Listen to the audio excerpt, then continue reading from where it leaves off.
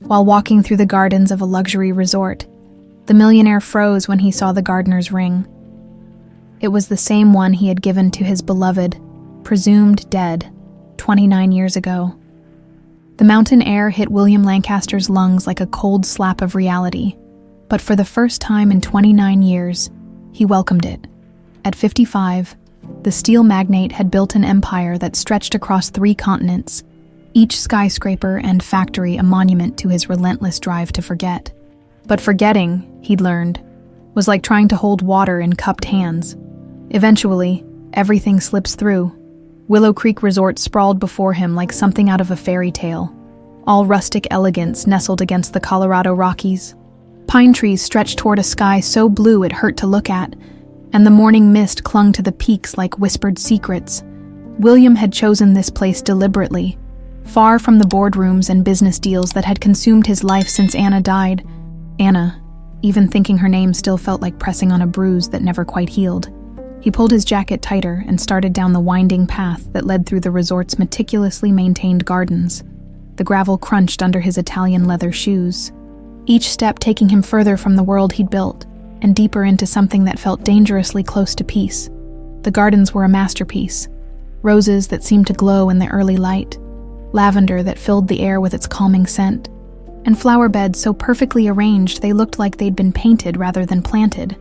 William found himself actually stopping to smell the roses, something he hadn't done since Anna used to drag him through Central Park, insisting that success meant nothing if you couldn't appreciate beauty. That's when he saw her. A young woman knelt among the flower beds, her hands deep in the rich soil, completely absorbed in her work. There was something about the way she moved, gentle, purposeful, like she was having a conversation with each plant.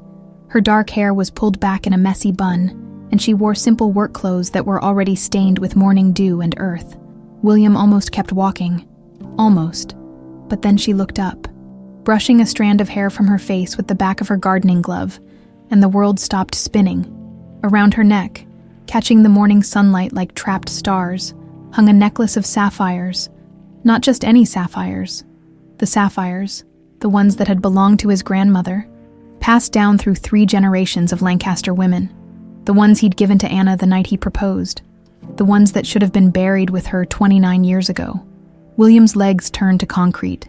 His heart hammered against his ribs so hard he was sure the sound echoed across the entire resort. The air in his lungs seemed to crystallize, making each breath feel like swallowing broken glass. It wasn't possible. It couldn't be possible. The young woman, she couldn't be more than 30, noticed him staring and offered a friendly smile. "Morning, beautiful day, isn't it?" Her voice was warm, genuine, with just a hint of Colorado mountain accent. The necklace," William managed, his voice coming out rougher than he intended. "It's beautiful." She glanced down, her fingers automatically reaching for the stones. "Oh, this old thing, thanks. It's been with me forever. My only real treasure." She laughed, but there was something wistful in her eyes. "Found it with me at the orphanage when I was a baby. Nobody knew where it came from. Orphanage." The word hit William like a physical blow. He gripped the nearby garden fence to keep from swaying. "Are you okay, sir? You look like you've seen a ghost." A ghost, if only she knew. "I'm fine," he lied, forcing what he hoped passed for a smile. It's a striking piece. Unusual. That's what everyone says. The stones are so blue they're almost purple in certain light. Sometimes I catch myself just staring at them. You know, like they're trying to tell me something." She shook her head with another laugh. "Sorry, that probably sounds crazy." Not crazy at all. William's mind raced. This couldn't be coincidence.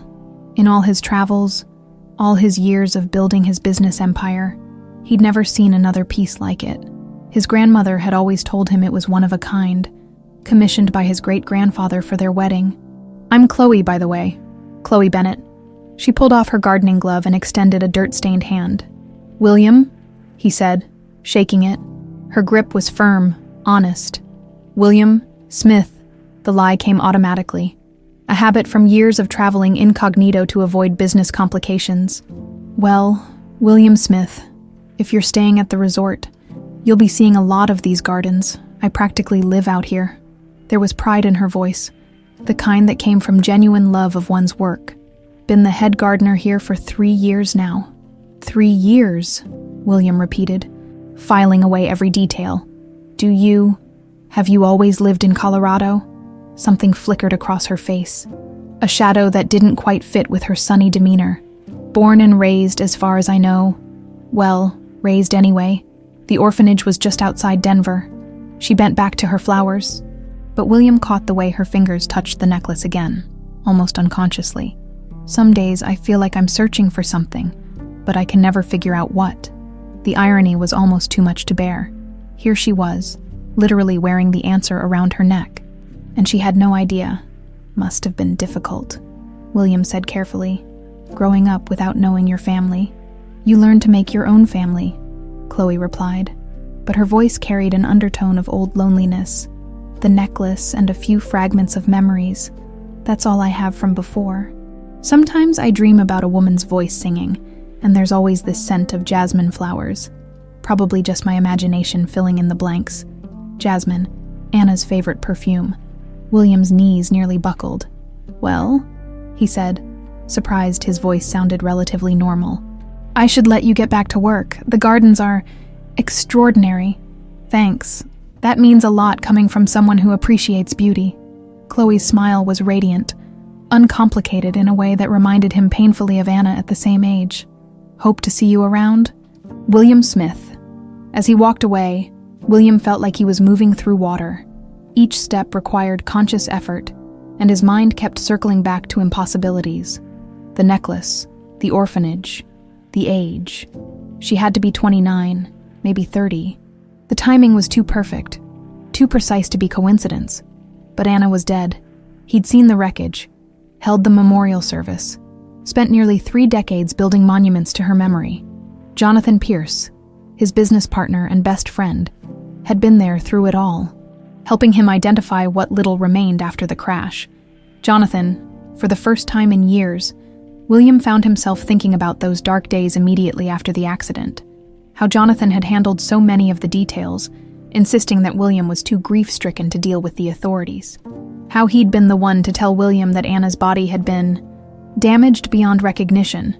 William stopped walking. A cold certainty settled in his stomach like a stone. He needed answers, real answers, and he needed them before this impossible young woman with Anna's necklace and jasmine-scented dreams disappeared from his life the way Anna had. The mountain air suddenly felt thin, insufficient. 29 years of carefully constructed reality was beginning to crack, and William Lancaster, who'd built his fortune on being absolutely certain about everything, found himself facing the most terrifying possibility of all. What if everything he'd believed was a lie? Chloe Bennett had always believed that home was something you created, not something you inherited. Standing in her small apartment above the flower shop in downtown Aspen, surrounded by the few possessions she'd accumulated over 29 years, she touched the sapphire necklace and wondered why that philosophy felt like a lie tonight. The encounter with the mysterious guest, William Smith, though something about that name felt as artificial as hothouse flowers, had stirred something restless in her chest. She'd replayed their conversation a dozen times while finishing her work in the gardens, analyzing every word, every expression that had crossed his weathered face when he'd seen her necklace. "It's beautiful," he'd said, but his voice had carried something deeper than appreciation. Recognition, maybe, or shock. Chloe settled into her favorite armchair, a thrift store find she'd reupholstered herself in cheerful yellow fabric, and let her fingers trace the familiar contours of the sapphires. The stones were cool against her skin, always cool, no matter how long she wore them. As a child, she'd imagined they held winter inside them, perfect blue ice that never melted. The memories, if that's what they were, always came at night. Fragments, really, pieces of a puzzle she'd never been able to solve. No matter how many times she'd tried to force them into a coherent picture. A woman's voice, soft and melodic, singing something that might have been a lullaby. The words were lost, but the melody lingered, sweet and sad at the same time. Jasmine. Always jasmine. Not the sharp, artificial scent of cheap perfume, but something deeper, more complex. Jasmine mixed with vanilla and something else. Something that smelled like expensive things. like the kind of life Chloe had never known. Strong arms holding her, a sense of safety so complete it made her current independence feel like playing dress-up in grown-up clothes. And always, threaded through everything else, a man's laugh, deep, genuine, the kind of laugh that made you want to be funnier just to hear it again. Tonight, though, there was something new, a face, just at the edge of consciousness, kind eyes the color of storm clouds, lines around them that spoke of both laughter and sorrow, eyes that had looked at her today with an intensity that had made her feel like he was seeing someone else entirely. Chloe shook her head, trying to dispel the nonsense. She'd learned long ago that memory was unreliable, especially childhood memory. The mind filled in blanks with whatever seemed most comforting, most dramatic, most likely to explain the inexplicable fact of abandonment. Still, she found herself pulling out the shoebox she kept on the top shelf of her closet. It contained everything she had from her life before the children's home of the Rockies. The necklace, a soft pink blanket that had disintegrated years ago, and a single photograph. The photo was worn at the edges from decades of handling. It showed a young woman, maybe early 20s, with dark hair and kind eyes, holding a baby who might have been Chloe. The woman wore a simple white dress and was standing in what looked like a garden, roses blooming behind her in soft focus. On the back, someone had written in fading ink, A.W. and baby girl, spring 1995. A.W., the only clue to her mother's identity. And even that might be wrong. The handwriting didn't match anything else Chloe had ever seen. And the children's home had no record of how the photo had ended up in her file. She'd spent her teenage years crafting elaborate fantasies about A.W. Sometimes she was a young mother who died tragically in an accident. Sometimes she was a wealthy woman forced to give up her child by cruel family members. Sometimes, in Chloe's darker moments, she was simply someone who'd decided that motherhood was too hard, too complicated, too much of an interruption to whatever life she'd planned. The truth, Chloe had learned, was probably more mundane. Teen pregnancy. No support system, no options. A.W. had made the choice she thought was best for her baby and had walked away, carrying whatever grief that decision brought. It should have been enough. For 29 years, it had been enough. But sitting in her apartment with the taste of jasmine in her memory and storm gray eyes burning in her mind, Chloe felt the old restlessness stirring with new intensity. Her phone buzzed, a text from her best friend and fellow gardener, Marcus. "Saw you talking to one of the resort guests today. Tall, distinguished, expensive suit. Looked like he'd seen a ghost when he was watching you work." Chloe typed back. "Just being friendly, guest relations, you know. Girl, that man was staring at your necklace like it held the secrets of the universe. What aren't you telling me?" What wasn't she telling him? That for the first time in her adult life, she'd felt a connection to someone that went beyond pleasant conversation. That William Smith had looked at her like he knew her, really knew her, in a way that was both thrilling and terrifying. That when she'd mentioned her orphanage upbringing, something had shifted behind his eyes, a kind of pain that felt familiar, like recognizing your own reflection. Nothing to tell. He seemed nice, appreciated the gardens. Well, your nice guest has been asking questions around town. Carol at the front desk said he requested information about local orphanages, specifically places that might have handled adoptions in the mid-90s. Chloe's heart stopped, then started again with a rhythm that felt all wrong. What kind of questions? The kind that suggest he's looking for someone or something. Be careful, Chloe. Men with money and secrets don't usually wander into mountain towns asking about orphans unless they have an agenda. She set the phone aside without responding. Her hands suddenly shaky. The photograph seemed to stare at her from the coffee table. A.W. Smile frozen in time, the baby in her arms. Chloe herself, reaching toward something outside the frame. What if? The question she'd trained herself never to ask suddenly felt unavoidable. What if A.W. hadn't walked away by choice? What if someone was looking for her, for them, and had been looking for 29 years? What if William Smith wasn't his real name, and those storm gray eyes held answers to questions she'd been afraid to ask? Chloe stood abruptly, pacing to the window that overlooked the main street. The resort was lit up like a Christmas tree in the distance, and she found herself wondering which room was his, whether he was awake, whether he was thinking about their conversation with the same intensity that had her heart racing. The sapphires caught the reflection of the streetlights, throwing tiny blue sparks across the wall for a moment. Just a moment. She could swear she heard it again. That woman's voice, singing something soft and sweet, full of love and promises that had somehow been broken.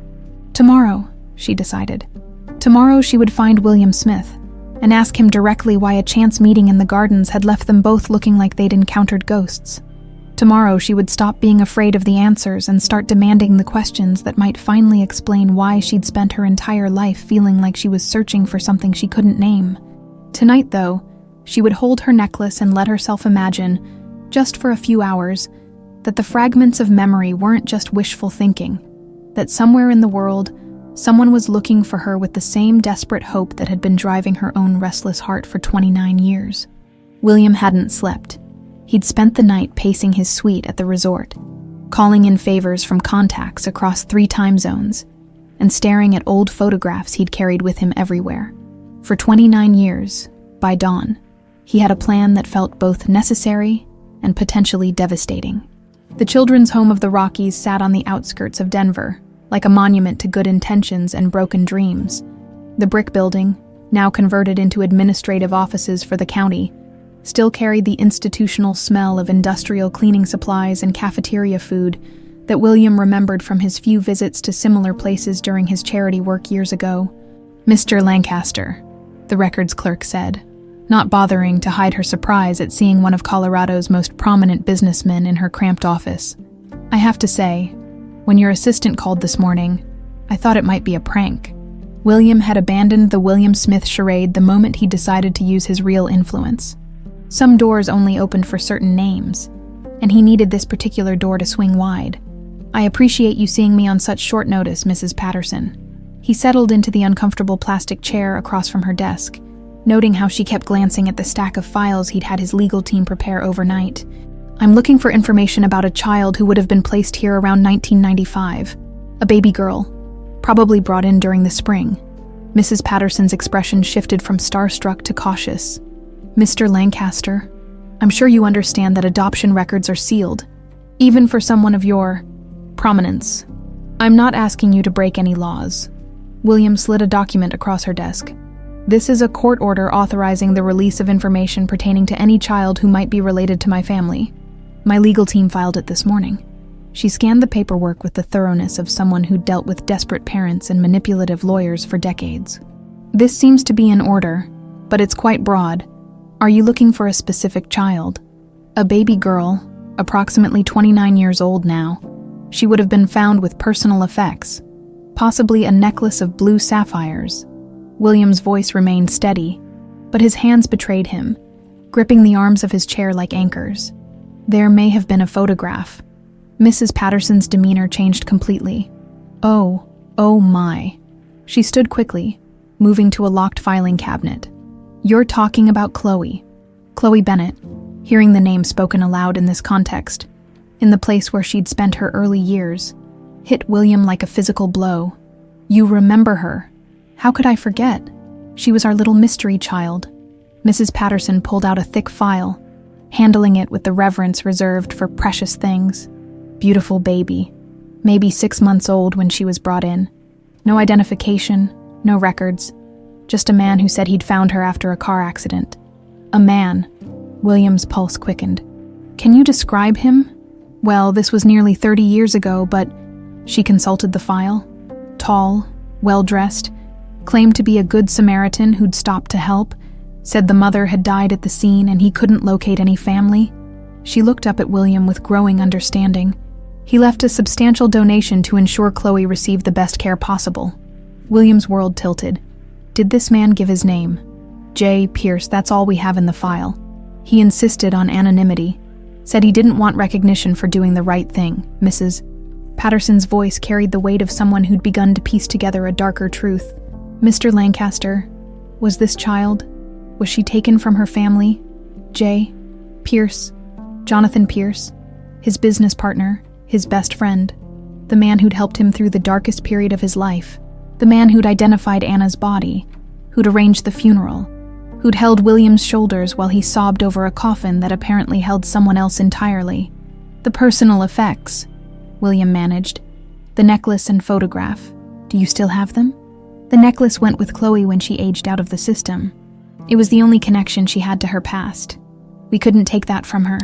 Mrs. Patterson flipped through several pages. But the photograph, yes, here it is. She handed him a copy of the same photo he'd seen in Anna's apartment countless times. Anna holding their baby in the garden behind her childhood home. But this copy had writing on the back in Jonathan's distinctive handwriting, A.W. and Baby Girl, Spring 1995. The room spun. William gripped the desk to keep from falling as 29 years of carefully constructed reality crumbled around him. Anna Whitaker, A.W. Not some anonymous young mother who died tragically, but his Anna, alive long enough after the supposed accident to be photographed with their child. Mr. Lancaster, should I call someone? No, he whispered, then louder. No, I'm fine. Can you tell me? Did Chloe ever try to research her origins? Every year around her birthday, like clockwork. Poor thing spent her teenage years convinced her mother would come back for her. Mrs. Patterson's expression softened. She stopped asking when she turned 18. But I always got the feeling she never stopped hoping. William thought about Chloe's wistful expression when she talked about searching for something she couldn't name, about the fragments of memory that weren't imagination after all. They were echoes of the life Jonathan had stolen from all of them. There's more, Mrs. Patterson continued, apparently deciding that if William Lancaster was involved, the usual rules no longer applied. About 10 years ago, someone else came asking about Chloe. Another well-dressed man, older, claimed to be conducting a genealogy search for a wealthy family. Did he give a name? Pierce? Said he was Jay, Pierce's son, following up on his father's charitable work. She consulted her notes.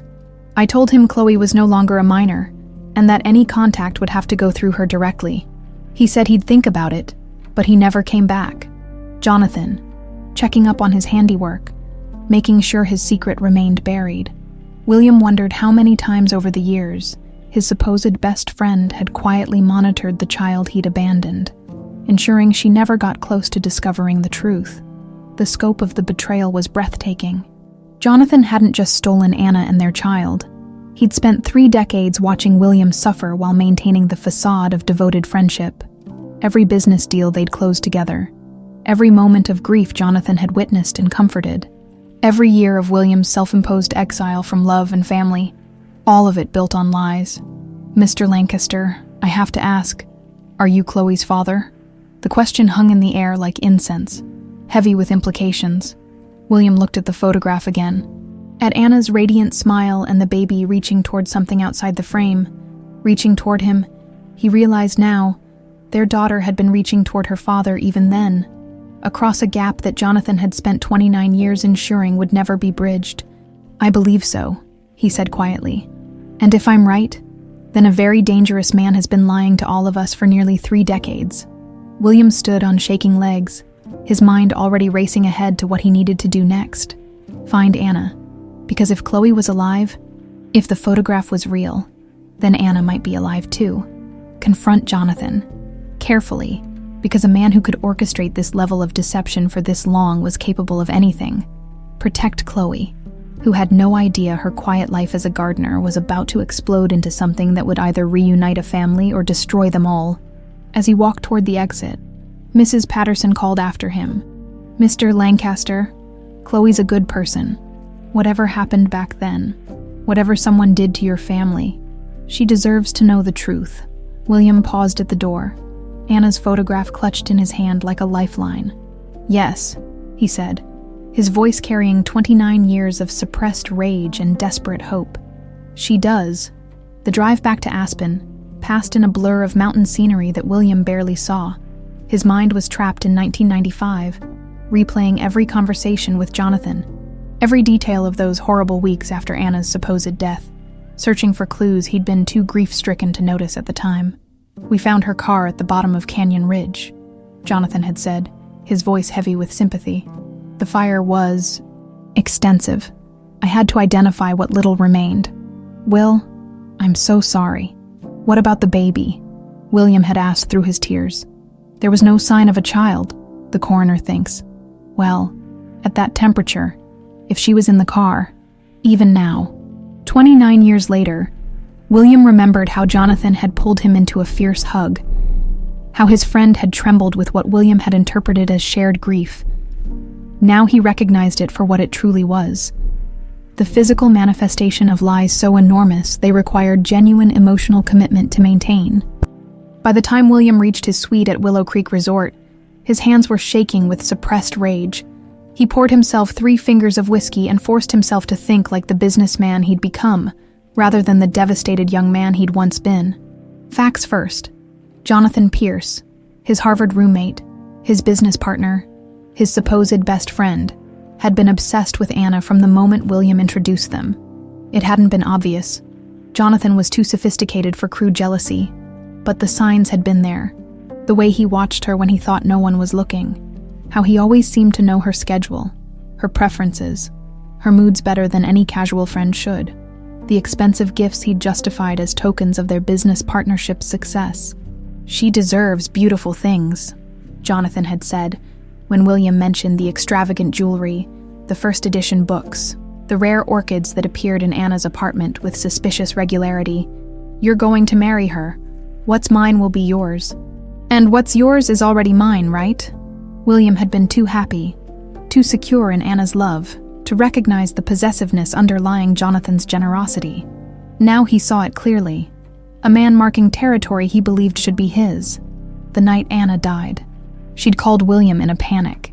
He'd been in Chicago, closing a deal that would make them both millionaires. "Something's wrong, Will. Jonathan came by tonight and he said things. He showed me documents about your trip. He says you're not in Chicago at all, that you're with someone else. But that's impossible, right? You'd never—" "Anna, what are you talking about? I'm exactly where I said I'd be. Whatever Jonathan told you. He had photos, Will.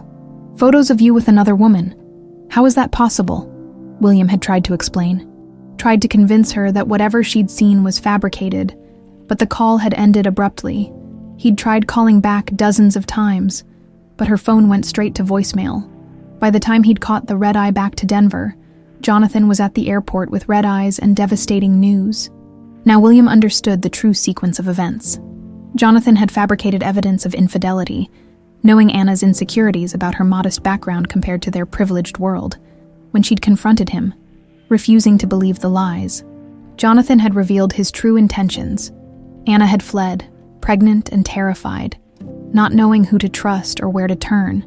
But she hadn't died in that car crash. Jonathan's own records from the children's home proved it. She'd survived long enough to give birth, long enough to be photographed with their daughter, which meant William's phone rang. Jonathan's name appeared on the screen like a mockery. "Will, I was just thinking about you. How's the vacation treating you? Getting some rest?" Hearing his voice, warm, concerned, exactly the same tone he'd used for 29 years of friendship, made William's stomach turn. "Actually, I've been doing some research into old family connections." A pause, subtle, but William caught it. "Research, genealogy stuff. You know how Anna always wanted to trace her family tree. I thought I might finish what she started." William kept his voice casual, but every word was a probe. "Speaking of which, I ran across something interesting today. A record of charitable donations you made back in the 90s. Children's homes, orphanages. I never knew you were involved in that kind of work." The silence stretched long enough for William to hear Jonathan's breathing change. "I've always believed in giving back. You know that?" "Of course. Though it's funny, one of the donations was made right around the time Anna died. April 1995. Almost like you were. Processing grief through charity work." "Will," Jonathan's voice carried a warning now. "Where exactly are you going with this?" William closed his eyes, 29 years of friendship warring with the evidence spread across his coffee table. "I'm going toward the truth, John. Something I should have looked for a long time ago. You're upset. Vacations sometimes do that. Give us too much time to think, to obsess over things that are better left alone. Why don't I fly out? We can talk face to face." The offer sent ice through William's veins. Jonathan wanting to meet in person, to control the narrative, to manage the situation. "That won't be necessary. Will, listen to me very carefully. Some truths are more destructive than helpful. Anna is gone. She's been gone for 29 years. You've built a good life, a successful life. Don't let old ghosts destroy what you've accomplished. Old ghosts. The phrase was too specific, too loaded. Jonathan knew. He'd always known that William might eventually stumble across the truth, and he'd been preparing for this conversation for decades. "What if the ghosts aren't as dead as we thought?" William asked. Another pause, longer this time. When Jonathan spoke again, his voice carried an edge William had never heard before. "Then they should be put to rest, permanently. Some people get second chances. Will, not third ones." The threat was subtle but unmistakable. Jonathan wasn't just confessing. He was warning William that pursuing this truth would have consequences. "I have to go," William said. "Will, wait." He hung up and immediately called his head of security. "Marcus, I need protection detail. Discreet but comprehensive. Someone may be coming for me, and they may already know where I am." "Sir, are you in immediate danger?" William looked at the photograph of Anna holding their daughter, at the evidence of 30 years of lies spread across his table. "I don't know yet, but prepare for the worst." As he waited for his security team to arrive, William tried to process the full scope of Jonathan's betrayal. It wasn't just about stealing Anna. It was about the systematic destruction of their family, the careful manipulation of everyone involved, the decades of friendship built on lies. But the most chilling realization was the implication of Jonathan's words. Some people get second chances, not third ones. If Anna had survived the initial crash, if she'd lived long enough to give birth and be photographed with their child, then where was she now? Had Jonathan's final solution come later, when he'd realized she might eventually remember, might eventually try to return? Or was she still alive somewhere, living under a false identity, believing William was dead just as he'd believed she was? The sun was setting over the mountains, painting the sky in shades of gold and crimson that reminded William of Anna's hair in certain light.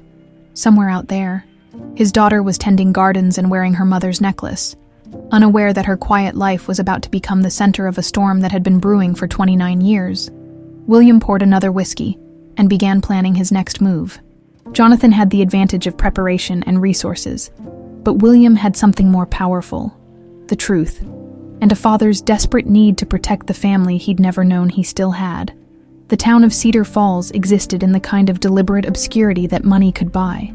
Nestled in a valley 30 miles from Aspen, it was the type of place where wealthy people went to disappear, legally, quietly, and permanently. William's private investigator had tracked down 3 women named Sarah, who fit the general profile, but only one lived in the kind of isolation that suggested someone was paying for her privacy. Sarah Mitchell owned a small bookstore on Main Street, lived alone in a cottage that had been purchased with cash in 1995, and according to local records, had never held a driver's license, never applied for a passport, and never filed a tax return that showed income beyond the modest profits of her shop. She was a ghost living as a person, and that made William's heart race with equal parts hope and terror. He parked across from Between the Lines books and watched through the large front windows as she moved among the shelves, even from a distance. Even after 29 years, he knew her instantly.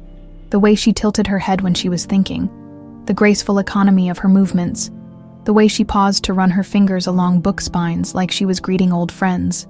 Anna, his Anna.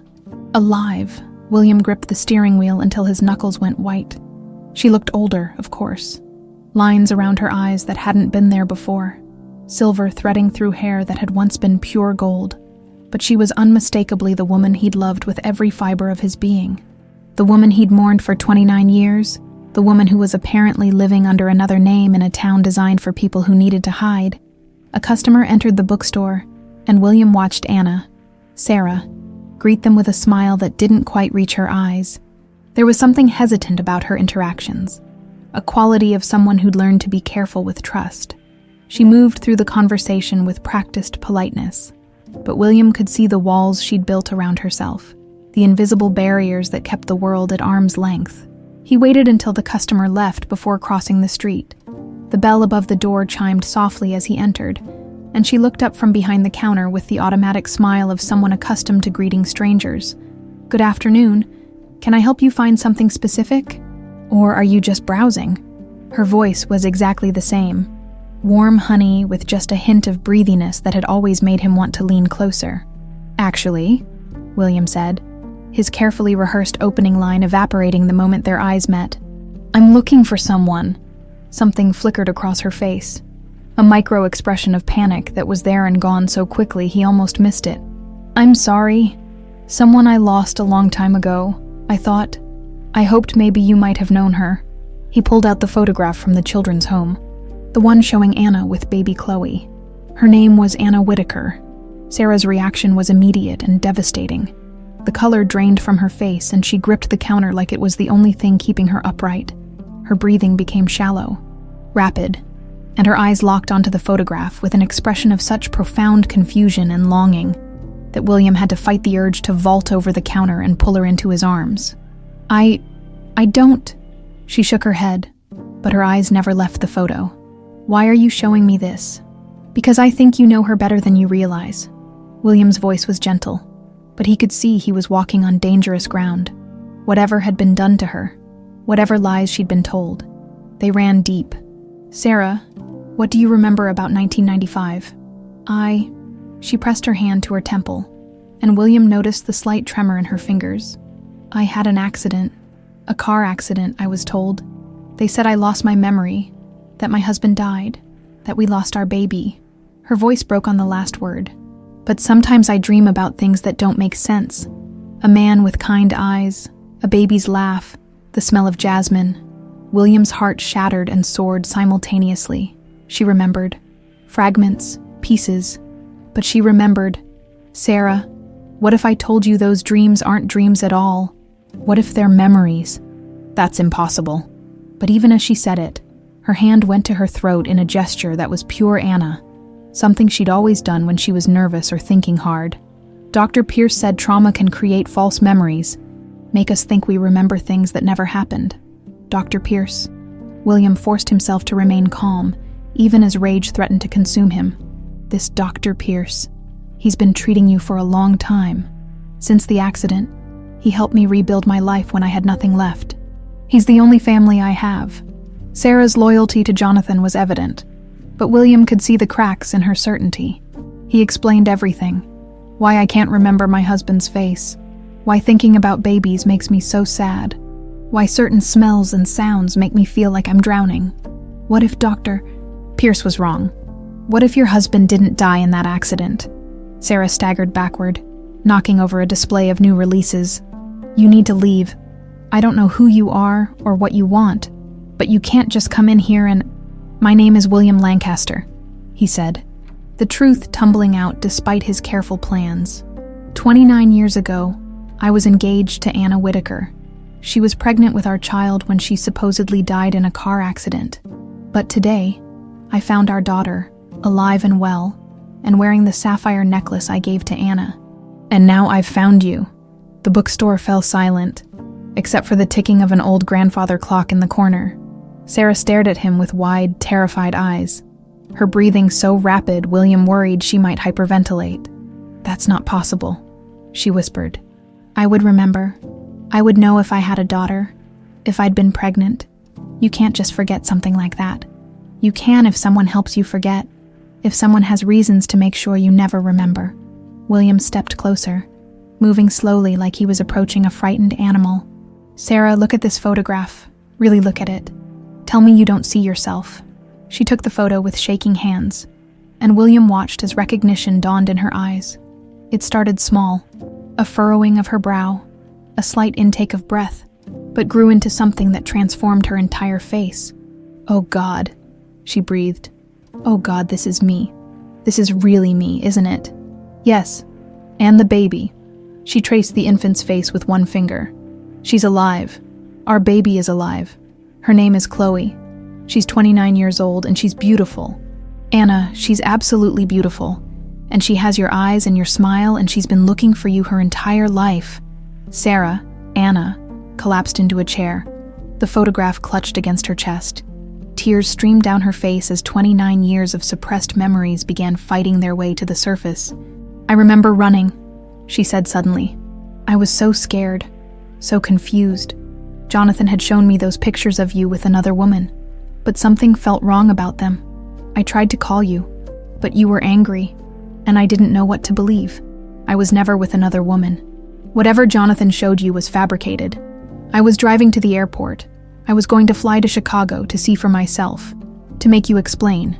But there was another car, and it was following me. And then, she looked up at William with dawning horror. It wasn't an accident, was it? Someone deliberately caused that crash.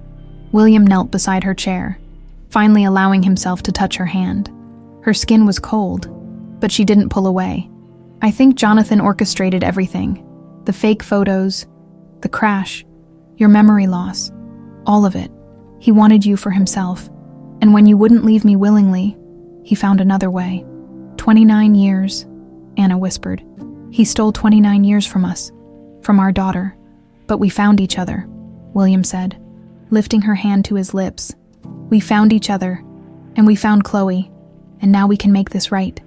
Anna looked at him with eyes that were beginning to clear, beginning to remember what love felt like when it wasn't shadowed by lies and manipulation.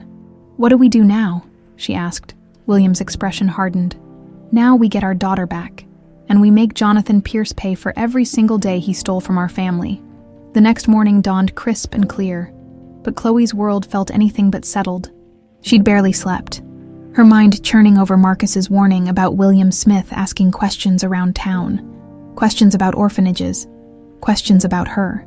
She was arranging the early spring tulips when she saw him approaching through the gardens, walking with a woman she'd never seen before.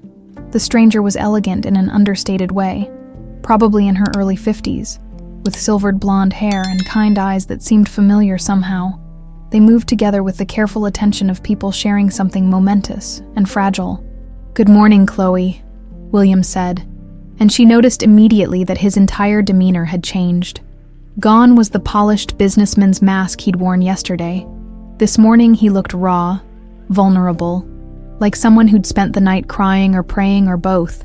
"Morning," she replied cautiously, her hands still busy with the flowers but her attention entirely focused on the pair before her. "I don't think I've met your friend." The woman stepped forward, and Chloe felt a strange flutter in her chest, the same feeling she got sometimes when she walked into a room and caught the fading scent of jasmine, like someone she loved had just left. "My name is Sarah," the woman said, her voice soft and slightly tremulous. "Sarah Mitchell. I own the bookstore in Cedar Falls." "Oh, I know that place. I drive past it sometimes when I'm getting supplies in town." Chloe smiled, but something about the way Sarah was looking at her, like she was memorizing every detail, made her nervous. "Are you two old friends?" William said quickly. "Very old friends. We've been reconnecting." Sarah took another step closer, and Chloe caught that scent again. Jasmine, but not from any flower in the garden. It was coming from Sarah herself, subtle and expensive and achingly familiar. "Chloe," Sarah said. And there was something in the way she said the name that made Chloe's heart skip. "That's a beautiful name, do you? Do you know how you got it?" Chloe set down her gardening tools, suddenly feeling like she needed her hands free. "The people at the children's home said it was written on a card that came with me. Just, Chloe, in someone's handwriting." Sarah's eyes filled with tears so quickly that Chloe instinctively reached out to steady her. "Are you okay? Did I say something wrong?" "No, sweetheart. You said everything right." Sarah's voice broke on the endearment, and Chloe felt something deep inside her chest crack open. Not painfully, but like something that had been locked away for too long, finally finding air. "I named you after my grandmother," Sarah continued, her words coming in a rush now. "Chloe Rose Bennett.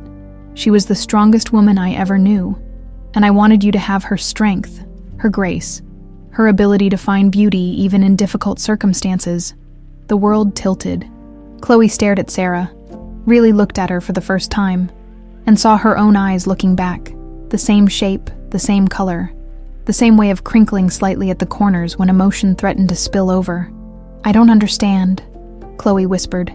William moved to stand beside Sarah, and together they looked like parents, like the parents Chloe had imagined in 1,000 different ways throughout her childhood. "Chloe," William said gently, "what I told you yesterday wasn't entirely true. My name isn't William Smith. It's William Lancaster and Sarah. Sarah's real name is Anna Whitaker. The sapphire necklace suddenly felt heavy around Chloe's throat. She lifted it with shaking fingers, seeing for the first time how it caught the light exactly the same way as the tears in Anna's eyes. "Ow," Chloe breathed. "The initials on the back of my photograph, Anna Whitaker." "You have the photograph." Anna stepped forward eagerly. "The one from the garden. I've had it my whole life. You're holding a baby and there are roses behind you." "And you look so happy." Chloe's voice trailed off as the implications hit her like a freight train. "You're saying that baby is me? You're saying you're my mother?" Anna nodded, tears streaming freely now. "I've been looking for you for 29 years. Sweetheart, every single day, I've wondered where you were, if you were safe, if you were happy. I've dreamed about you so many times that when I saw you standing there, I knew you immediately. But that's impossible." Chloe backed away, her rational mind fighting against what her heart already knew to be true. "My mother died. The people at the children's home said she died in a car accident. We were told the same thing about you," William said quietly. "We were told you both died, that there was nothing left to bury. We've been mourning you for 29 years. The garden began to spin around Chloe and around. She sat down hard on a nearby bench, trying to process information that seemed too large for her mind to hold. "If you're both alive, if I'm alive, then who?" She looked up at them with growing understanding and horror. "Someone lied. Someone deliberately separated us and made us think each other were dead. A man named Jonathan Pierce," William said, his voice carrying decades of suppressed rage. "My business partner, Anna's admirer. He orchestrated everything. The fake evidence that drove Anna away, the car accident, the cover-up afterward. He's been my doctor for 29 years, Anna added, sitting down beside Chloe with the careful movements of someone approaching a wild animal. "He told me I'd lost my memory in the accident, that my husband and baby had died. He's been taking care of me, helping me build a new life." "Taking care of you or keeping you prisoner?" Chloe asked, her gardener's instincts for recognizing sickness in living things extending to human relationships. Anna's silence was answer enough. "I have so many questions," Chloe said finally. "I mean, if this is real, and part of me still thinks I'm losing my mind, but if it's real, then why now? Why are you finding me now?" "Because you're wearing my grandmother's necklace," William said. "When I saw it around your neck, it was like seeing a ghost. That necklace was supposed to be buried with Anna. The fact that you had it meant everything I'd been told was a lie." Chloe touched the sapphires again, understanding for the first time why they'd always felt like more than just jewelry. "It was left with me at the orphanage, the only thing I had from before. I gave it to your mother the night I proposed," William said. "It belonged to my grandmother, and her grandmother before her. It was meant to be passed down through generations of Lancaster women." "Lancaster women," Chloe repeated. "You're saying I'm your daughter, really your daughter?" "We think so," Anna said gently. Would you be willing to take a DNA test just to be absolutely certain?" Chloe laughed, but it came out shaky and strange. "A DNA test, right? Because apparently my life has turned into an episode of some crazy soap opera." She looked at them both, at William with his storm gray eyes and Anna with her jasmine scent and familiar face, and felt something she'd never experienced before. The sensation of puzzle pieces clicking into place. "The dreams," she said suddenly. "The memories I thought were just my imagination. A woman singing, the smell of jasmine, a man's laugh, feeling safe and loved. Those were real, weren't they?" "You were 6 months old when you were taken from us," Anna said. "Old enough to form memories, young enough to have them suppressed by trauma and time. But not gone," William added. "Never gone. You've been carrying us with you all this time." Chloe stood up abruptly, pacing to the rose bushes that suddenly reminded her of the photograph she'd treasured her entire life. "This is insane. This morning I was a normal person with a normal job, and now you're telling me I'm the heir to some business empire and the daughter of people who've been essentially held captive for 3 decades. It's a lot," William acknowledged. "We know it's overwhelming. Overwhelming doesn't begin to cover it." Chloe turned back to them, and for the first time since they'd started talking, she really looked at them as a unit, as her parents. But you know what's crazy, looking at you two together? I feel something I've never felt before. Like I belong somewhere. Like I'm not just some random person who got dumped at an orphanage. Anna stood and took a tentative step toward her. You were never random, sweetheart. You were planned and wanted and loved from the moment we knew you existed. What happened to us? What was done to us? Doesn't change that. Chloe found herself walking toward Anna, drawn by something deeper than logic or caution. When they were close enough to touch, she reached out and traced the line of Anna's cheek with her fingertips. You look like the woman in my dreams, she whispered. And you look exactly like I imagined you would, Anna whispered back.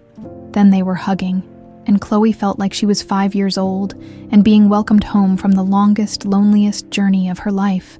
Dr. Jonathan Pierce stood in his Denver office, watching the city spread out below him through floor-to-ceiling windows that had cost more than most people's houses.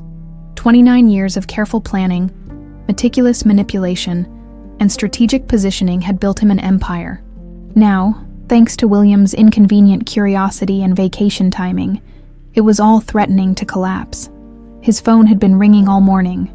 Missed calls from Sarah, frantic voicemails from his security team monitoring the Cedar Falls area, reports from contacts he'd maintained at various institutions over the decades. William wasn't just asking questions anymore. He was getting answers. Worse, he'd found Sarah. Jonathan poured himself a scotch despite the early hour. The amber liquid burned, but not nearly as much as the realization that the woman he'd spent 3 decades protecting, caring for, and yes, loving, was probably sitting in a room somewhere remembering things she was supposed to have forgotten forever. The intercom buzzed. Dr. Pierce, Sarah Mitchell is here to see you. She says it's urgent. His hand froze halfway to his mouth. Sarah never came to Denver. In 29 years, he'd been the one to visit her, carefully maintaining the illusion that she was too fragile for the stress of travel, too vulnerable for the outside world. For her to be here now meant everything had changed. Send her in. The woman who walked through his office door was not the compliant, confused patient he'd been managing for nearly 3 decades. This was Anna Whitaker, confident, angry, and radiating the kind of dangerous clarity that came from recovered memories. Hello, Jonathan. Her voice was steady, but he could see the fury burning behind her eyes. Or should I say, Dr. Pierce, it's hard to keep track of all your different roles in my life. Anna, he set down his glass carefully, sat down, his mind already racing through contingency plans he'd hoped never to need. You remember? I remember everything. She moved into the room like a predator, all grace and controlled violence. I remember you showing me those fake photographs of William with another woman. I remember you following me when I tried to drive to Chicago to confront him. I remember the crash, and I remember waking up in that private clinic with you telling me my husband and baby were dead. You were traumatized, fragile. I was protecting you. You were controlling me. The facade cracked, and raw pain bled through. 29 years, Jonathan. 29 years of lying to me about everything. Who I was, what happened to my family, why I felt like pieces of myself were missing. Jonathan stood slowly, activating the recording system built into his desk. Whatever happened next, he needed documentation, leverage, proof that Anna was unstable, delusional. You're not thinking clearly. The stress of false memories can be overwhelming. Let me help you process this. Stop. Anna's voice cut through his practiced bedside manner like a blade. I've heard your therapist voice for 3 decades. I know every inflection, every manipulation technique, every way you have of making me doubt my own mind. It won't work anymore. She pulled out a thick folder and dropped it on his desk. William's lawyers have been busy. Bank records showing payments to the private clinic where you kept me. Real estate transactions proving you bought my house in Cedar Falls with money from accounts connected to William's company. Medical records documenting the drugs you've been giving me. Not antidepressants like you claimed, but memory suppressants. Jonathan's carefully maintained composure began to crack. I saved your life. When that car went over the embankment, when the paramedics brought you to the hospital barely breathing, I made sure you got the best care possible. I gave you a new identity when the media wouldn't leave the tragic Lancaster fiancé alone. I protected you from a world that would have devoured you. You stole my daughter. Anna's control finally shattered, and 29 years of suppressed rage erupted. She was 6 months old, Jonathan, a baby, and you took her from me and dumped her at an orphanage like she was garbage. The child complicated things. William would never have stopped looking if he'd known she existed. Separating you from her was the only way to ensure your safety. My safety or your obsession? Anna stepped closer, and Jonathan saw in her face the woman who'd rejected him all those years ago. Beautiful, fierce, and completely beyond his reach. How long have you been in love with me, Jonathan? How long have you been planning this? The question hung in the air like smoke. Jonathan looked at her, really looked at her, and felt the same desperate longing that had consumed him since their first meeting 30 years ago. William's college friend, brilliant and kind, and completely captivated by a woman who'd never looked at Jonathan as anything more than an amusing companion. "Since the moment I met you," he said quietly, "at that ridiculous Harvard mixer where William dragged me along, you were wearing a blue dress that matched your eyes, and you laughed at my jokes about Professor Morrison's terrible lectures. I knew that night that I'd do anything to make you mine. So you destroyed 3 lives to get what you wanted. I saved you." Jonathan's voice cracked. "William was going to ruin you, drag you into his family's world of money and expectations and social obligations. You were too pure for that life, too good. You belonged with someone who understood your value, who would treasure you the way you deserved. By lying to me for 30 years, by making me believe my child was dead, by convincing me I was mentally ill whenever I had flashes of real memory." Anna's voice was deadly quiet now. "That's not love, Jonathan. That's ownership. I gave you a good life, a peaceful life. You had your bookstore, your garden, your quiet existence away from all the chaos and pain. I had a prison with comfortable furniture." Anna moved to the window, looking out at the city where she should have been living her real life. "Do you know what the worst part is? I trusted you, even when my instincts told me something was wrong, even when I dreamed about people and places that didn't fit your version of my history. I trusted you because you were the only family I thought I had left." Jonathan felt the last of his control slipping away. "Anna, please, we can work this out. William doesn't have to know about the medical interventions, about the memory work. We can tell him you've been in therapy, that you're still fragile. Anna turned back to him with an expression of complete disgust. "There is no we, Jonathan. There never was, despite 30 years of you pretending otherwise. You don't understand what you're doing. William's world will eat you alive. The media attention, the business pressures, the social expectations. You're not equipped for that kind of life anymore. Maybe not. But that's my choice to make, not yours." Anna headed for the door, then paused. "Oh, and Jonathan, Chloe wants to meet you." Ice flooded his veins. "What?" "Our daughter. She's curious about the man who's been controlling her mother's life for 3 decades. William thought it might be educational for her to understand exactly what you're capable of. Anna, you can't. She doesn't understand. She understands that someone stole 29 years from her family. She understands that her mother spent 3 decades believing her child was dead. She understands that the man responsible is still walking free, still practicing medicine, still in a position to destroy other families the way he destroyed ours." Jonathan sank into his chair as the full scope of his situation became clear. It wasn't just Anna who'd recovered her memories. It was all of them, together, united in their knowledge of what he'd done. And now, they wanted justice. "What do you want?" he asked. "I want you to confess. I want you to admit what you did to the authorities, to the medical board, to everyone whose life you've touched with your lies." Anna's hand was on the door handle now. "And I want you to understand that the family you tried to destroy is stronger than your obsession ever was." As the door closed behind her, Jonathan reached for his phone with shaking hands. There were calls to make, contingencies to activate, damage control measures that might still salvage something from the wreckage of his carefully constructed world. But as he scrolled through his contacts, looking for allies who might help him weather this storm, Jonathan Pierce realized something that chilled him more than any legal consequence. For the first time in 29 years, Anna Whitaker was completely beyond his control. The main lodge at Willow Creek Resort had been cleared for the evening, its rustic elegance providing an incongruous backdrop for what would either be a family reunion or the final destruction of everything Jonathan Pierce had built. William had chosen the location deliberately, neutral ground where Anna could feel safe, where Chloe could have support if the emotional weight became too much, and where his security team could ensure Jonathan couldn't disappear again. Chloe stood by the massive stone fireplace, her hands clasped behind her back as she studied the flames. She'd changed from her gardening clothes into a simple black dress that made her look older, more serious. Every inch the Lancaster heir she was only just learning to be. "Are you sure about this?" Anna asked.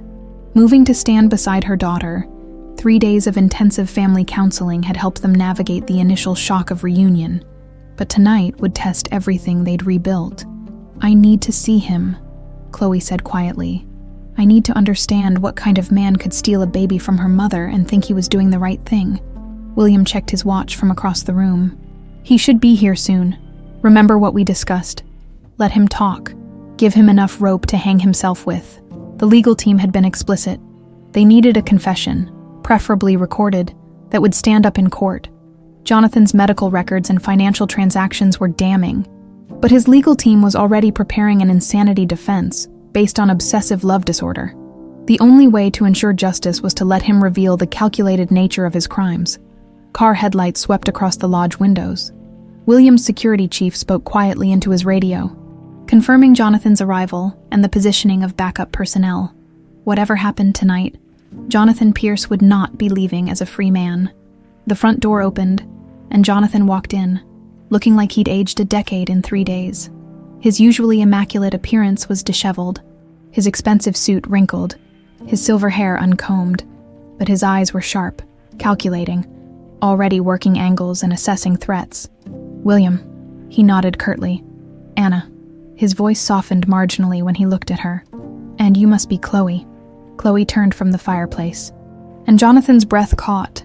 She was undeniably Anna's daughter, the same bone structure, the same graceful movements, but she had William's intensity, his ability to look through people rather than at them.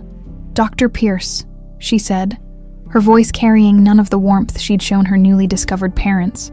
"I've been looking forward to meeting you. Have you?" Jonathan moved into the room carefully, clearly aware he was walking into a trap, but unable to resist the opportunity to see his life's work up close. "I imagine they've told you quite a story about me." "They've told me the truth," Chloe replied. "The question is whether you're capable of the same honesty." Jonathan laughed, but it came out bitter. Honesty, from the man who built his fortune on leveraged buyouts that destroyed thousands of jobs. From the woman who was ready to believe the worst about her fiancé based on a few photographs. He looked at Anna with something approaching genuine sadness. "You want honesty, here it is. I loved you more than either of you loved each other. Love doesn't kidnap babies," Anna said quietly. "Love protects what matters most." Jonathan's composure was cracking. 30 years of justified self-deception beginning to unravel. "You were 23 years old, Anna, a middle-class girl from a middle-class family, completely unprepared for the world William was going to drag you into. Do you have any idea what his family thought of you? What they said about the charity case their heir was slumming with?" William stepped forward. "My family adored Anna. Your family tolerated Anna because they thought it was a phase. Your mother told me herself that she was planning to introduce you to suitable alternatives after the novelty wore off." Jonathan's voice gained strength as he spoke, feeding off old grievances and justified resentments. "I saved her from that humiliation by lying to her for 30 years. Chloe's voice cut through the tension like a blade. "By convincing her she was mentally ill whenever she remembered fragments of her real life. By giving her peace." Jonathan whirled to face her, and for the first time, his mask slipped completely. "Do you know what she was like after the accident? Broken, traumatized, calling out for people who she thought were dead? The kindest thing I could do was help her forget the pain. The kindest thing you could do was reunite her with her family," William said. "But that would have meant admitting what you'd done, wouldn't it? Admitting that you'd orchestrated the whole thing." Jonathan's silence stretched long enough for the logs in the fireplace to shift, sending sparks up the chimney like tiny orange stars. "Tell me about the car accident," Chloe said suddenly. "Not the version you told my mother, not the story you gave my father. Tell me what really happened that night." Jonathan looked at her with something approaching respect. "You're more like him than her," he said, nodding toward William. "That same ruthless need to know everything, even when the truth will destroy you." "The truth already destroyed us," Anna said. 30 years ago. Now we're trying to rebuild from what you left behind." "Fine." Jonathan moved to the bar and poured himself a drink with hands that shook only slightly. "You want the truth?" Anna called me that night, hysterical about the photographs I'd shown her. She said she was driving to Chicago to confront William, to demand an explanation. I knew she'd never make it. She was too upset, too emotional.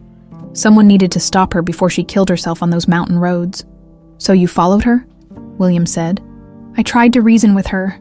I pulled up beside her car, tried to get her to pull over, to let me drive her somewhere safe where we could talk." Jonathan's voice became distant, lost in memory, but she was so angry, so determined to get to you. She sped up, tried to lose me on those winding roads. I had to make a choice. Let her potentially die in a crash, or cause a controlled accident that would save her life. "Controlled accident," Chloe repeated. "You mean you deliberately ran her off the road?" I nudged her car toward the guardrail at a point where the embankment was shallow, where the trees would stop her before she reached the bottom. It was supposed to be minor, a fender bender that would force her to stop, to listen to reason. But it wasn't minor, Anna said, her hand unconsciously moving to her abdomen where Chloe had grown. "The guardrail broke, the car flipped. When I got down to the wreck, you were unconscious and bleeding, and there was so much damage I thought..." Jonathan's voice broke. "I thought I'd killed you. The ambulance took forever to arrive, and when they did, the paramedics said you might not make it. But I did make it," Anna said quietly. "You did, and when you woke up in the hospital 3 days later, you didn't remember the accident, didn't remember me following you, didn't remember anything about that night. The doctors said it was trauma-induced amnesia, possibly temporary. They wanted to try memory recovery therapy to help you piece together what happened. And you convinced them that would be too dangerous," William said, understanding flooding his voice. "I convinced them you needed time to heal, that pushing too hard might cause permanent psychological damage, and while you were recovering, I handled the logistics." Jonathan's clinical detachment was chilling. "I arranged for your car to be found at the bottom of Canyon Ridge, burned beyond recognition. I provided dental records that matched a Jane Doe from a Denver morgue. I gave William a body to bury and a reason to stop looking for you. And the baby," Chloe's voice was barely above a whisper, "you were born 2 months later in a private clinic." Anna was still fragmented, still confused about who she was and what had happened. She bonded with you immediately, but she also kept asking about a man named William, kept insisting she needed to find him. Jonathan finished his drink in one burning swallow. "I told her William had died in the accident, that he'd never known about the pregnancy, that she was alone in the world except for me. So you took me away from her," Chloe said. "I gave you to people who could provide what you needed. Stability, education, opportunities. Anna was in no condition to raise a child. That wasn't your decision to make." Anna's composure finally cracked, 30 years of suppressed rage exploding outward. "She was my daughter, my baby. You had no right. I had every right." Jonathan's own control shattered. "I was the one who saved your life. I was the one who sat by your bedside for weeks, wondering if you'd ever wake up. I was the one who rebuilt your identity, your life, your entire world from scratch." William had already moved on. "I never moved on," William said quietly. "I spent 29 years building monuments to my grief. Because you're weak," Jonathan spat. "Because you never understood what you had. Anna needed someone who would fight for her, protect her, love her enough to make the hard choices. I gave her 29 years of peace, of safety, of lies," Chloe finished. "You gave her 29 years of lies." The room fell silent, except for the crackling of the fire. Jonathan looked around at the 3 people whose lives he'd manipulated, seeing for the first time not the grateful beneficiaries of his protection, but the victims of his obsession. "You'll never understand," he said finally. "Any of you. What it's like to love someone so completely that their happiness becomes more important than your own existence." "I understand it perfectly," William said. "That's why I'm going to let Anna decide what happens to you next." Anna stared at Jonathan for a long moment, This man who had shaped 30 years of her life through lies and manipulation. The silence in the lodge stretched until it became almost unbearable, broken only by the soft hiss of logs settling in the fireplace. "I forgive you," she said finally. The words fell like stones into still water, sending ripples of shock through everyone in the room. Jonathan's face crumpled as if she'd struck him. William stepped forward, confused. Chloe turned from the fireplace with wide eyes. "Anna," William started. "I forgive you," she repeated, her voice stronger now. "Not because what you did was forgivable, but because I won't let your obsession poison another second of my life. I've spent 29 years carrying pain I thought was grief, but it was really the weight of your lies. I'm done carrying that burden." Jonathan sank into the nearest chair, his expensive suit making him look like a broken marionette. "You don't understand what you're saying." "I understand perfectly." Anna moved closer. And for a moment she looked like the young woman in the photograph, radiant, confident, completely in control of her own destiny. "You convinced yourself that love justified everything you did, but love doesn't steal babies from their mothers. Love doesn't erase someone's memory to make them more convenient to control. Love doesn't build a life on the foundation of someone else's suffering. I protected you. You imprisoned me." Anna's voice cut through his protest like surgical steel. "And now I'm choosing to be free of you completely. That includes the anger, the resentment, and the need for revenge that would keep you central to my thoughts." William's security chief stepped forward from his position by the door. "Mrs. Whitaker, we have enough recorded confession for the district attorney. The arrest warrant has already been signed." Anna nodded. "Then do what needs to be done." As the federal agents moved to place Jonathan in custody, he looked up at Anna with desperate eyes. "I never meant for it to go this far. When you woke up from the accident, when you didn't remember, I thought maybe it was a sign, a chance for us to start over, to build something real together." "What we had was never real," Anna replied. "It was a relationship between a doctor and a patient whose mind he was deliberately keeping fractured. That's not love, Jonathan. That's abuse dressed up in expensive clothes and justified with good intentions." The handcuffs clicked shut with a sound that seemed to echo through the massive lodge. Jonathan looked around the room one last time, his gaze lingering on Anna's face as if trying to memorize it. "I hope you find happiness," he said, his voice broken. "I hope he gives you everything I never could." "He already has," Anna replied. "He gave me the truth." As the agents led Jonathan away, the three family members stood in silence, processing the magnitude of what had just transpired. 30 years of lies, manipulation, and separation had ended with the simple click of handcuffs and the closing of a door. "Is it really over?" Chloe asked, her voice small in the vast space. "The legal part is just beginning," William said, moving to stand beside his daughter. "Jonathan's medical license will be revoked, his assets will be frozen, and he'll likely spend the rest of his life in federal prison. But for us, yes, it's over." Anna joined them by the fireplace, and for the first time in 29 years, the three of them stood together as a family. The silence was different now, not the heavy quiet of secrets and lies, but the peaceful pause of people who finally understood where they belonged. "What happens now?" Chloe asked. "I mean, practically speaking, I have a job here, an apartment in town. You have businesses to run, lives you've built. We can't just pretend the last 30 years didn't happen." "We don't have to pretend anything," William said. "We just have to decide what we want to build from here."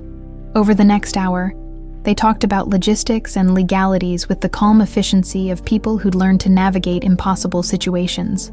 The Lancaster family trust would need to be amended to include Chloe as a beneficiary. Anna would need time to decide whether she wanted to return to her birth name or keep the identity she'd built as Sarah Mitchell. There would be media attention, legal proceedings, and the complex process of untangling 30 years of financial manipulation. But beneath the practical discussions was something more profound, the tentative exploration of what it meant to be a family that had been torn apart and miraculously reassembled.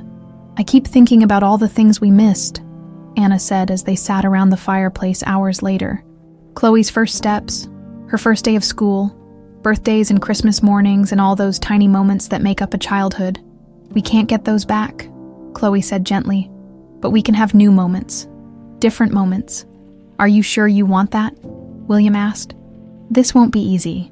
The media attention alone will be overwhelming, and there are people in my business world who will see you as a threat, as competition for resources they thought were theirs." Chloe smiled, the first genuinely carefree smile she'd worn since their reunion began. "I've been taking care of myself for 29 years. I think I can handle a few corporate sharks." "And the gardens?" Anna asked. "You love your work here." "I do, but I love the idea of having a family more." Chloe looked at both her parents with clear eyes. "I spent my whole life wondering where I came from, who I was supposed to be. Now I know. I'm a Lancaster. I'm your daughter. Everything else we can figure out as we go."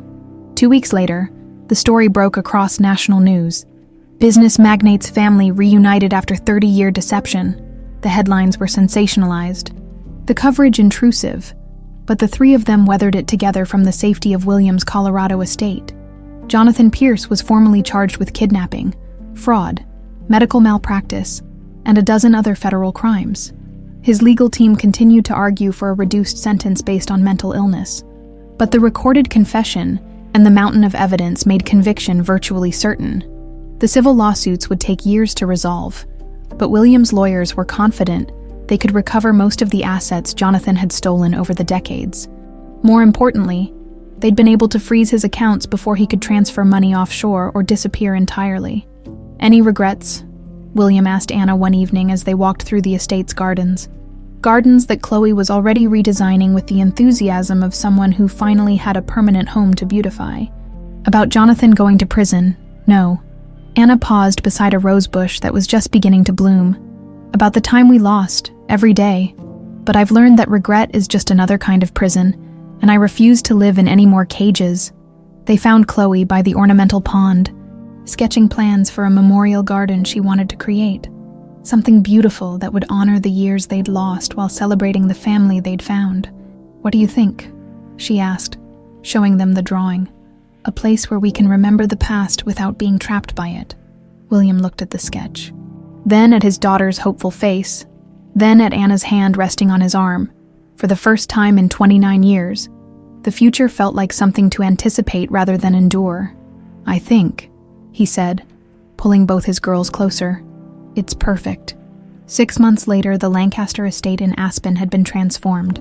What was once a monument to solitary grief had become a vibrant family home, filled with laughter, music, and the kind of comfortable chaos that comes from people learning to live together after a lifetime apart.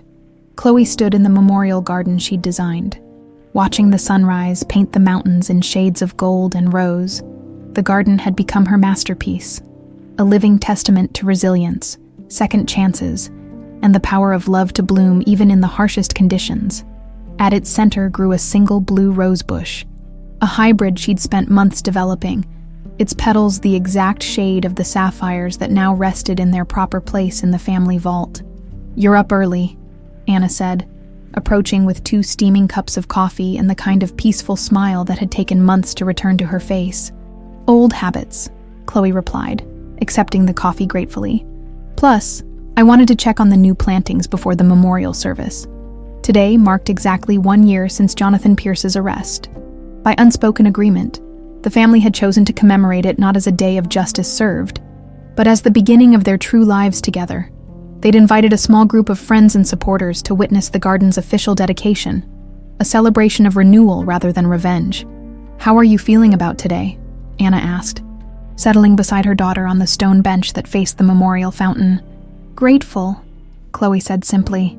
"A year ago, I was nobody, an orphan with fragmentary memories and a mysterious necklace. Today, I'm Chloe Lancaster, daughter, granddaughter, heir to a legacy I'm still learning to understand." She paused, sipping her coffee. "It's overwhelming sometimes, but good overwhelming." Anna nodded, understanding completely. Her own transformation had been equally dramatic. The frightened, confused woman who'd lived as Sarah Mitchell had been replaced by someone stronger, someone who remembered what it felt like to love and be loved without reservation. "I've been thinking about Jonathan," Anna said quietly. It was the first time either of them had mentioned his name in months. After his conviction and sentencing to life in federal prison, They'd made a conscious decision to stop letting him occupy space in their thoughts, but anniversaries had a way of bringing up buried feelings. The lawyers said he's appealing again, Chloe said. He'll never stop fighting. In his mind, he's still the hero of this story. Anna's voice carried no bitterness, only sad understanding. I think that's the saddest part of all. He'll probably die believing he was protecting me. They sat in comfortable silence, watching the garden come alive in the morning light. Butterflies danced among the flowers. Bees hummed their busy songs. And somewhere in the distance, a meadowlark called to its mate. Life, Chloe thought, had a way of asserting itself even in places touched by darkness. Anna, Chloe, William's voice carried across the garden, filled with the kind of excitement that had become common in recent months. Come see what just arrived. They found him in the main house's foyer, standing beside an enormous floral arrangement that filled the entire space with the scent of jasmine and roses. The card attached bore a single signature: with love and respect, the children's home of the Rockies. They remembered, Anna breathed, touching one of the jasmine sprigs with reverent fingers. The children's home had become one of the first beneficiaries of the Lancaster Foundation's renewed charitable focus. Chloe had insisted on establishing a scholarship fund for aged-out foster children, while Anna had created an arts therapy program to help traumatized children process difficult memories. Mrs. Patterson called this morning, William said, still beaming. 3 more kids found permanent families last month thanks to the new social worker we sponsored. She wanted to make sure we knew what a difference the foundation is making. As the morning progressed, guests began arriving for the memorial service. Marcus from the resort, carrying a potted orchid he'd propagated himself. Mrs. Patterson from the children's home, now a board member of their foundation. William's business partners, who'd stood by the family through the media circus and legal complications. Anna's new therapist, who'd helped her integrate 30 years of fractured memories into a coherent sense of self. But the most meaningful arrival was that of Dr. Elizabeth Chen, the neurologist who'd helped Anna understand the full extent of Jonathan's medical manipulation. "How are you feeling?" Dr. Chen asked, embracing Anna warmly. "Like myself," Anna replied. "Finally, completely like myself. The latest scans show no residual effects from the memory suppressants. Your brain has healed beautifully." Dr. Chen's professional satisfaction was evident, though I suspect the real healing had more to do with love than medicine. As guests gathered in the memorial garden, Chloe found herself thinking about circles, how life had a way of bringing things full circle in unexpected ways. She wore the sapphire necklace today, but not as the mysterious artifact of an unknown past. Now it was what it had always been meant to be, a symbol of family legacy, passed from grandmother to mother to daughter, carrying love across generations. William stepped forward to address the gathered group, his voice carrying clearly across the garden. "A year ago, we thought we knew our story. We thought it was a tragedy about loss, about love destroyed by circumstances beyond our control. We were wrong." He looked at Anna and Chloe, his eyes bright with unshed tears. "Our story isn't about loss. It's about endurance. It's about love that survives even when memory fails, even when lies try to destroy it, even when years of separation make reunion seem impossible."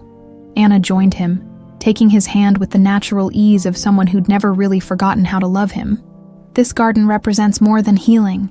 It represents the truth that some things can't be destroyed, no matter how hard someone tries. Family isn't just about blood. It's about choice, about commitment, about deciding every day to love each other, despite our flaws and fears." Chloe stepped forward to complete the circle, feeling the weight of the sapphires around her neck and the warmth of her parents' love surrounding her. "I used to think I was searching for where I came from, but I've learned that what matters isn't where you start. It's where you choose to build your life. We're building something beautiful here, something that honors the past while embracing the future." As the ceremony concluded, and guests mingled among the flowers, Chloe found a quiet moment alone with the blue roses. Each bloom represented a different aspect of their journey: the pain of separation, the confusion of lost memories, the joy of reunion, and the hope of new beginnings. A butterfly landed on one of the roses, its wings the same brilliant blue as the sapphires, as the flowers, as the sky above the mountains that had witnessed so much sorrow and now sheltered so much joy. "Thank you," Chloe whispered, though she wasn't entirely sure who she was thanking. The universe, perhaps, for bringing them back together. Jonathan, maybe, for keeping Anna alive even as he imprisoned her. The children's homeworkers who'd given her the tools to build a life worth living. All the small decisions and chance encounters that had led to this moment. The butterfly lifted off, circling once before disappearing into the larger garden beyond. Somewhere in the distance, Chloe could hear her parents laughing with their guests, the sound carrying on the mountain air like music. She touched the sapphires one last time, feeling the accumulated love of generations, then walked back toward her family. Behind her, the memorial garden bloomed in the afternoon sunlight, a living testament to the truth that some loves are so powerful they can survive anything, even 30 years of lies, even death itself, even the determined efforts of those who would steal them away. The Lancaster family was finally, completely, home.